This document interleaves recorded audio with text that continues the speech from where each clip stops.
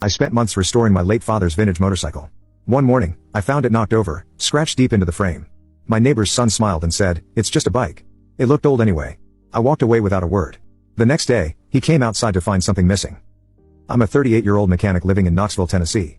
I've been here my whole life. My dad passed away 2 years ago from a heart attack. He was a quiet, hard-working man who taught me how to use a wrench, how to respect machines, and how to keep my mouth shut unless something needed saying.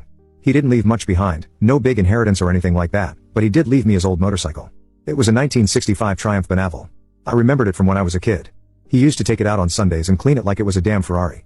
After Mom died, he stopped riding, just covered it in a tarp and let it sit in the garage until the metal started rusting and the seats started cracking. After he died, I made it my project. That bike was the only thing that really felt like him. I cleared out my garage, built a workbench, and started restoring it piece by piece.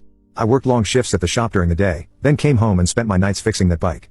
I stripped the whole thing down, ordered parts online, sanded down every inch of rust, and painted it myself in that same deep British racing green it had when it was new. It took 6 months. It wasn't just a bike anymore, it was my way of grieving and healing. I finished it in October. It looked perfect and ran better than it ever had. I parked it in my driveway.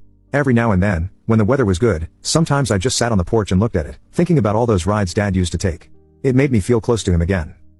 Then one morning, I opened the door, coffee in hand, and saw it lying on its side. The kickstand was snapped.